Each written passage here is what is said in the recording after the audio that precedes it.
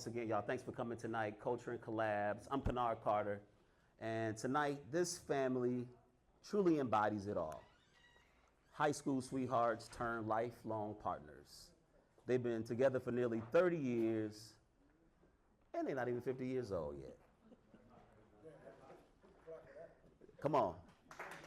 That's all right. That's all right. That's a good spot. She's a dedicated professional educator and principal of Bronzeville Classical Elementary School. He is an accomplished author, therapist, and an unapologetically passionate sports dad. Kind of like me a little bit. Together, they are proud parents of 2 thriving sons. Having been with them known them for over 30 years, I'll call him Slug, and I call her Nikki. Please join me in welcoming Maura and Nicole Spicer.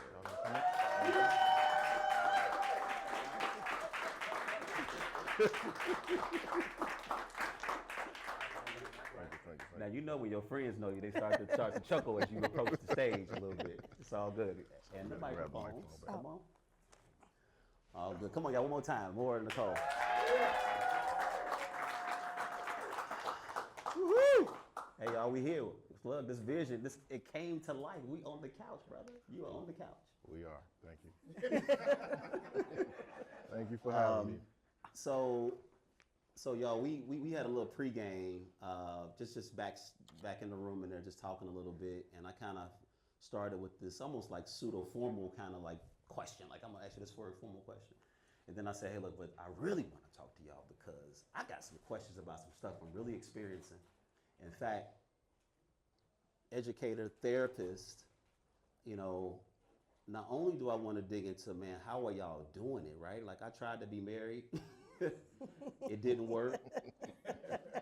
I got questions on that. I got a 14-year-old. So this is, you guys get to ask questions too, by the way. So I'm just saying, this is really personal for me. This is why this conversation means a lot, particularly in our infancy as doing these stories and storytelling and talking about people that, you know, I like, love, trust, but also us putting this great information in the world, right? Because we get to put these snippets out on YouTube and they get to pull them in the algorithm and they get to really pull us into those conversations. So, I called Slug the other morning and my 14-year-old was giving me a really, really tough time. And she just graduated high school. And I really I needed to talk to my brother, I needed to talk to my friend, but I needed some coaching. And I just wanted to lean in. And I just want to know, for starters, guys, I mean, you guys are doing the thing as professionals, you're doing it as parents, you're doing it as humans and everyday people. You know, talk to us a little bit about, you know, just kind of your path towards, you know, being here, you know, being, you know, an educator, being a therapist, but also being in love for 30 plus years. You go ahead, man. I'm a wing off you. Y'all, in the back, he said he was going to do this, and I said, no, don't do that. I think the most important thing is just to elevate, like, there is no perfection when you talk about families or parenting or professional life. It is, I've learned to call it like this harmony that you feel. I think like you being vulnerable and just sharing with everybody how you struggle with your 14-year-old and you were able to call Slug and just kind of talk it through and get some advice. I found myself there a few weeks ago. Mason came, let me give a little context. So I am a principal. I have the privilege of having my son in my school.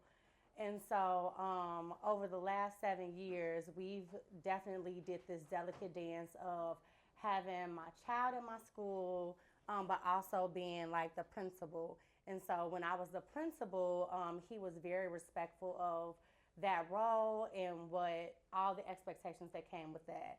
And then when I was mom, I was definitely mom. And a few weeks ago, my office door is usually always open. I'm in and out, in and out. And I came and my office door is closed, but usually my clerk closes the door when I'm out of the office for whatever reason. I don't know why she does that, but she just does. And so when I came back and I saw that it was closed, I just assumed that Ms. Jones had just closed my door. But when I went into my office, Mason was in my office. And Mason is my youngest son who goes to my school. And when I came in, I was like, what's wrong? Like, why are you in my office? Like, what's going on? Like, I just was genuinely shocked. And when I looked at him, he was kind of just super emotional. And anyone who knows Mason knows that he's very fun-loving, just a very even kid. You know, not a lot of highs, not a lot of lows, just very even. And to see him so visibly upset, I didn't know what to do. I was just looking like, I'm at work, I'm the principal, I'm not your mama right now. Like, are you crying? We at work, we don't cry at work. And so when I started to ask him, like, well, what's wrong? Like, why are you upset? He started to just vent, and he's just like, Mom, we got this algebra exit exam. We got the end of the year I-Ready test. We just did this. We got 8th grade this. We got 8th grade that. You know, I made this decision, like the basketball stuff. So he's just really dumping, you know, all the things on me. And I'm just standing there like, I got a meeting in 10 minutes. Like, what are we actually doing right now? And so I took a breath, and I was just like, this is not my wheelhouse. This is Dad's wheelhouse. So I called his dad did I call you from my office? Did I call you from my cell phone? I can't remember, but I called his dad. You called me FaceTime. Oh, I FaceTimed him because this is not my wheelhouse. So I said, clearly he's wherever he is. I don't know how to get him out because this is his lunch, this is his recess period. I got to go to a meeting. I got to fix this right now, but I don't know how. And so I called his dad, and his dad fixed it. You know, his dad talked him through it, was able to ask him like a series of questions to really help him put things in perspective. So as a mom, but I'm still trying to be the principal, I'm like, I got to have it together. I got to have all the answers, but I don't. Right. And so I'm just looking at him like, we got to get it together because we both got to get out of this office in the next 15 minutes or so. But just like calling his dad and knowing that I could call his dad to kind of figure out like, how can we like put a pin in this moment, not sweeping under the rug because obviously like it was a thing, but just really trying to figure out like, how can I get Mason through this moment right now? Because this is not the Mason I'm used to, and especially not at work. Right. So, you know, it's great to have a I partner. love it. Nikki, thanks for sharing that. That's powerful. Slug, you want to speak to that at all? And You want me to say what I did, or just Mason called? This Mason, is my life, y'all. Mason was just feeling so much pressure at the time. He had to pass the algebra exam. He wanted to pass the algebra exit exam. He was, you know, they had another test, graduating, basketball, all these things. And I mean, just to be blunt with you guys, I was just, why is the exit algebra exam important to you? Like, you have already done the work in the beginning. You got straight A's. You already passed one of the exams. Why is this so important to you? So, I mean, I kind of just broke it down to, we do the work in the beginning, and then when it's at the end, you don't really have to work that hard. And then all of us are college educated. You get straight A's, you may be able to kind of breeze through that finals. You know, you want to pass it. I'm not that guy. If I get straight A's or straight B's, that final, I really don't care. You know what I'm saying? Like, I'll take that C on this. So Wait a minute. But you know, Hey, we done made him. We done made him too comfortable. the boy got straight A's. Right. He's going to the school that he wanted to go to. Big ups, man. There was no reason for you to feel that pressure. And I made sure he understood that his parents was not putting that on him. I'm like, this ain't on us. That's you. You doing that to yourself. I said, man, wipe them tears off, man, and go back to class, and don't worry about this algebra exit exam. And the Short story, he passed the algebra exam. A high pass. He had a high pass. A high pass, not a low pass. And Scooter did, and our oldest boy did the same thing. Like, just put so much pressure on themselves. I walked in the room one time and I was like, tell me something you never told me before. And he was just like, I cried when I didn't get it. I think it was he got a B and he wanted the A and he cried himself to sleep. Like, what is going on? I'm like, bro, what? I'm like, we not doing that. B's are winning, right? like, what are we doing here? And I'm just like, I'm like, okay, we can't do that. So we had a long talk, man, because, I mean, all of our kids put a lot of pressure on themselves, Right. especially now in the age of social media, right? Like, it's just so, it's not competitive. It's just like, I'm just trying to be that person. I'm trying to get those likes. And I'm not saying that was my son's intention, but he put pressure on himself that his mom and daddy ain't even had nothing to do with. Like, bro, you get a B, You good. you cool with me. We don't want no C's, but I definitely don't want you going to sleep, crying yourself to sleep over a B. I was like, at first I wanted to be like, man, I'm about to close this door and walk up out of here. But, I sat down with him, man. I was like, man, Scooter, we not doing that to you. And you shouldn't do that to yourself. Yeah. So Scooter is a different cat. He's different. He's just totally different. And I understand now why he does that.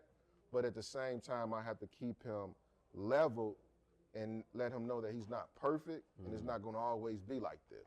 So those conversations, I think I'm really good at, right? Like, because I wasn't like that. I was like, man, I ain't care if I had a B, C. At one point, Yeah, we know when you went to I Richards. don't even know what my grades was at one point. Sorry, did y'all miss that part? Sorry, guys. I said it. But I think Nicole and I laid the foundation as far as grades in the beginning. We didn't want any C's. But I'm gonna tell you why I didn't want any C's. Hers is different. We paid $1,200 a month at Little Hands. That's daycare, y'all. About Little time. Hands. Daycare, Wait a minute. y'all. I said, if I'm paying this type of money, Did they have uniforms at Little Hands? if a C walk in No. my house, Why I'm are gonna your go back to expectations so high for Little Hands? like $1,200 for a little bitty boy. When I come in, they run to me. I'm like, what are y'all teaching them? But nevertheless, the expectations is, we don't get C's in the house. Right. And that has been, we've been fortunate enough to maintain that expectations over the past, how many years they've been in school. Nikki, does this therapeutic approach or Slug's therapeutic kind of attitude towards things, how does that play out at home particularly when it comes to loving you?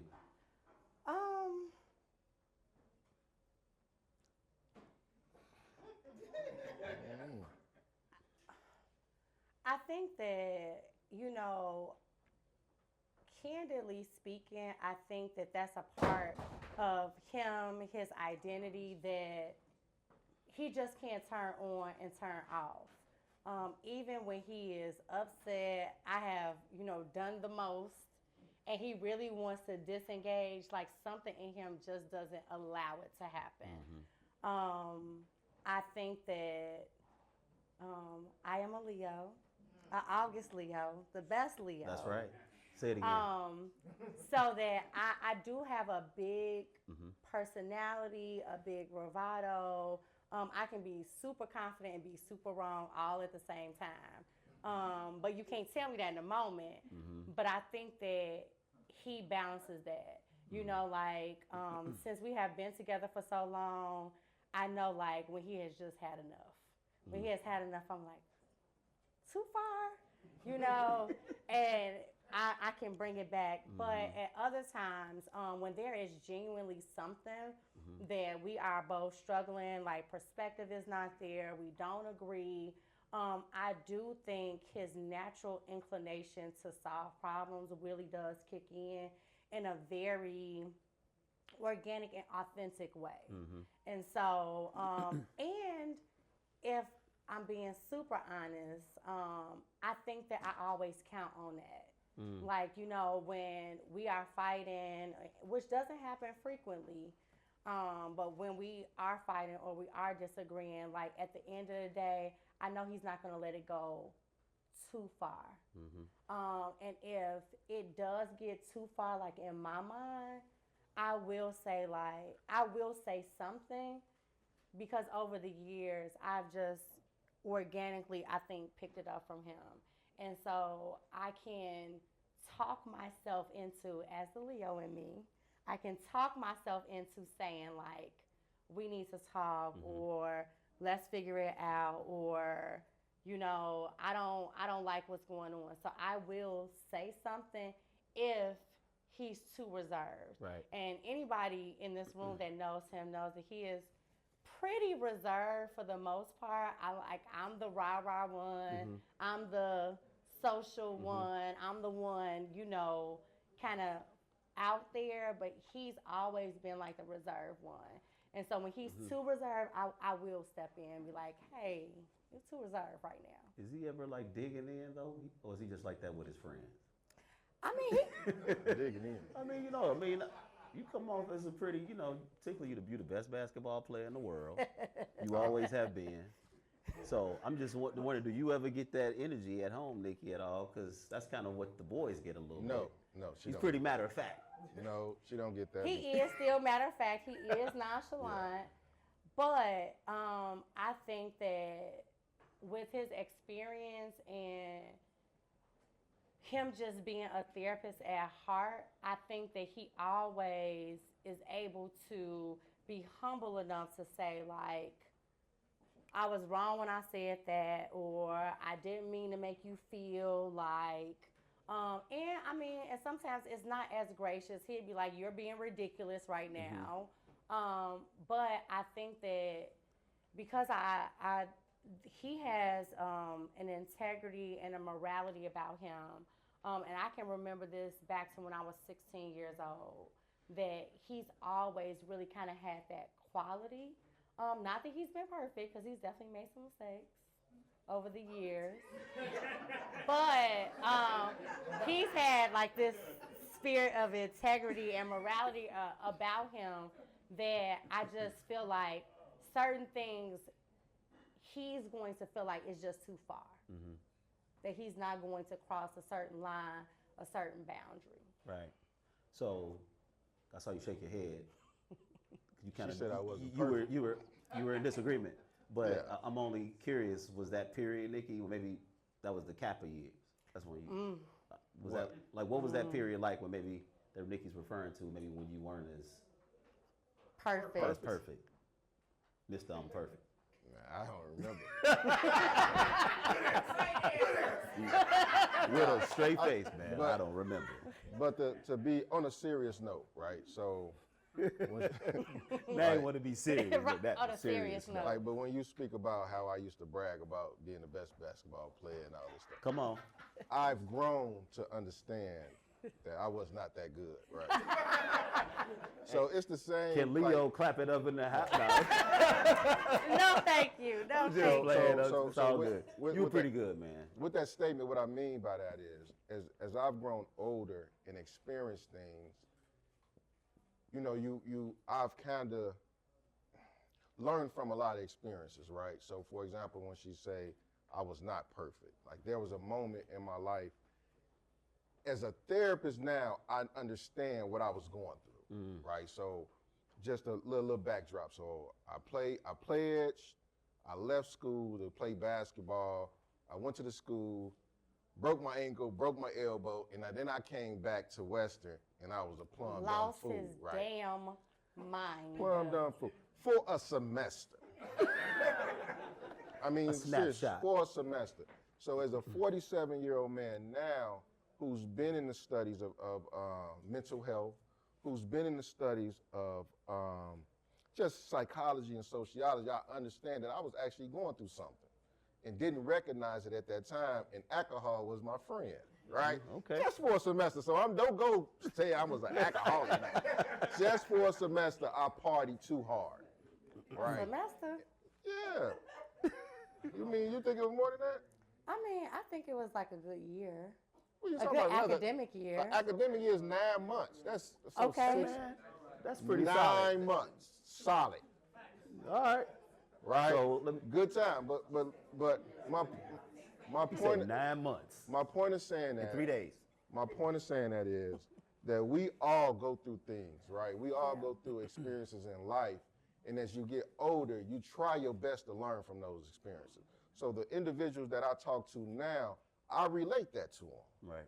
You know, and she won't admit it, but we probably had the same moments where we was going through something, right? Nikki. Yeah, absolutely. Yeah, Not first of all, I'm not putting it out there like that. What I'm saying is, And I What I'm was I saying- wasn't trying to set it up like that either, just for the record. I was just trying to be fair. That's I all. did hear you say what- Nikki though. I did say that, but it Nicole, was, Nicole and I started dating. She was 16, I was 17. Right? We went to college together. That's a whole different vibe. The married couples I talk to now, they just met, they 40, they just getting married, maybe got married at 30.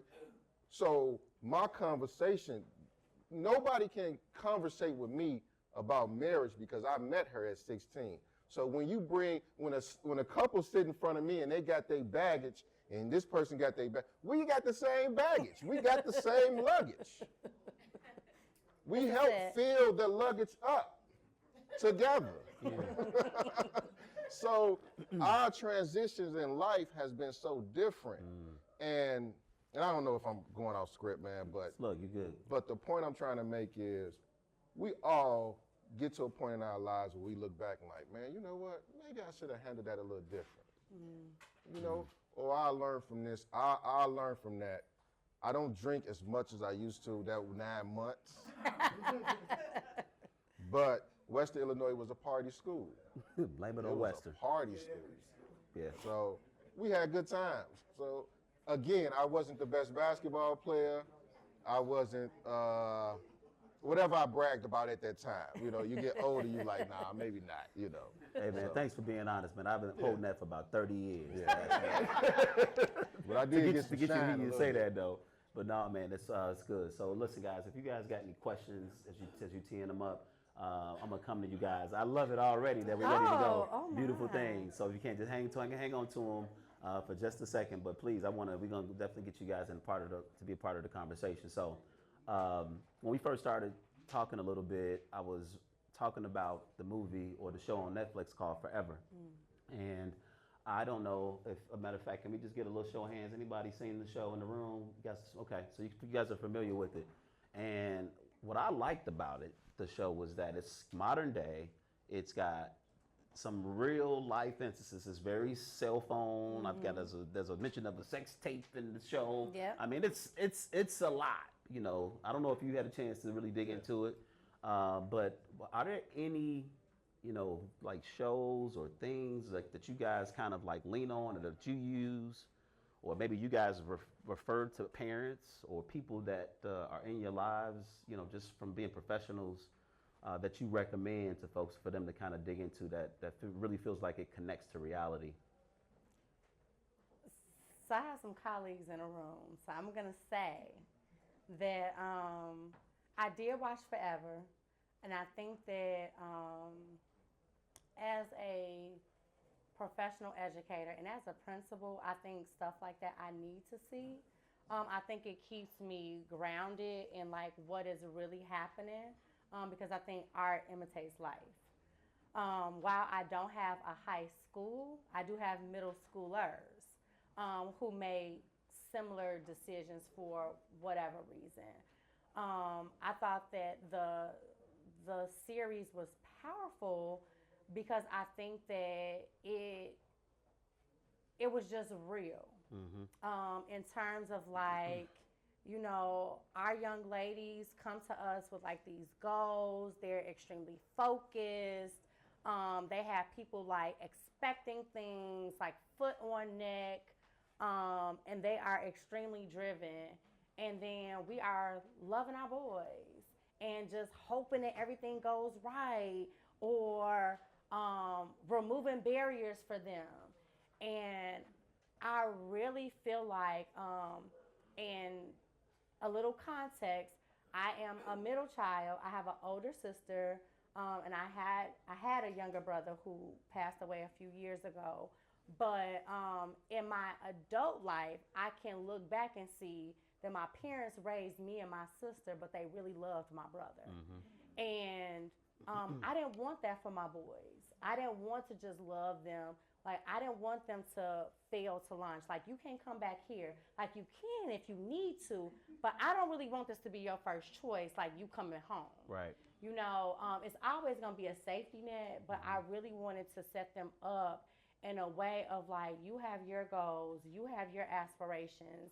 You shouldn't want to live in my basement. You shouldn't want to sleep on my couch, because that's not the life, the existence that you had.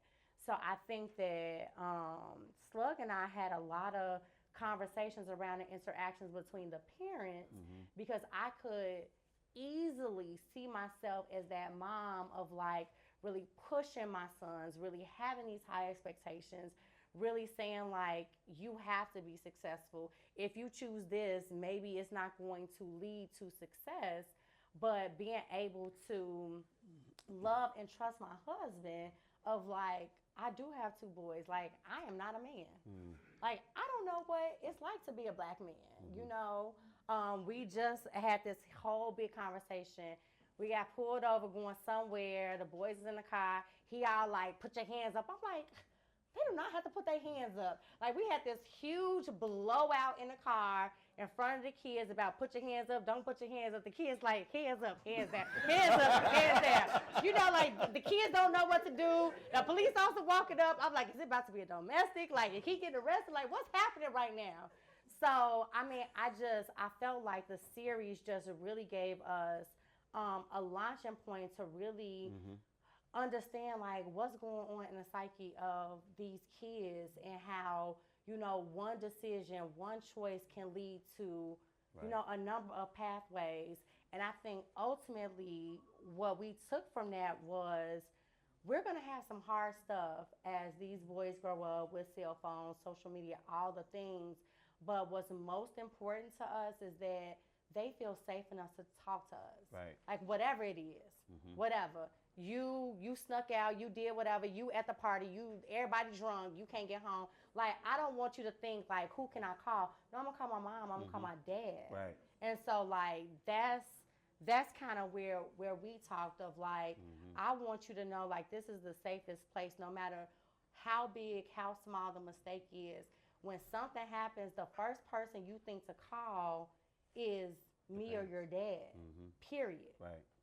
Right. Nah, I love it. I like that. So, before we take a quick break, Slug, what is the protocol when the police pull you over? And what should the kids be doing? I told them to put their hands up, but their mama say, don't put their hands up. So I said, well, listen to your mama. It was a whole thing, and I'm y'all. out. You out. But nah, first of all, I was serious, but I wasn't. You know what I'm saying? Okay. But at the same time, I didn't want her saying anything. Right. Like, let me do this. Right? Like, let me tell them how things really go sometimes. Now, I know we are law-abiding citizens, so I was hoping everything goes right, but that's not how it goes all the time, right? So I'm just like, my point was just keep your hands visible. Right. You know? But here she go. Don't Right. put your hands up. Like, first of all, let me teach these boys how it really is. That's all. But I don't think it was a big deal. But I did bring it up the other day, like, you gonna listen to your mama, you gonna listen to me. Oh, no. He did and did. Now, that is not in the therapist.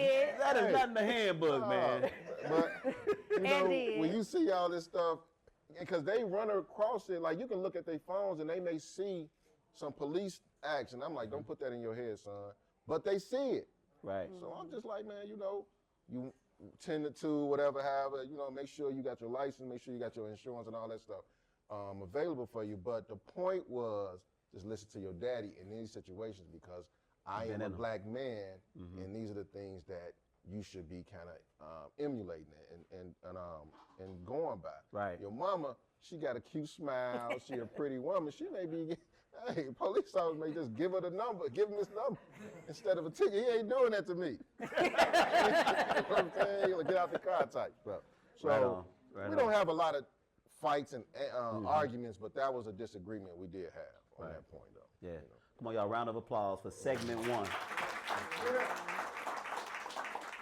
Loving it. So listen, we're gonna take a little break, right? We'll take a little break, grab a little vittles, a little cocktail. We'll come back and we'll do part 2 of this. All right? All right, DJ Magnif, come on, man. Let's go.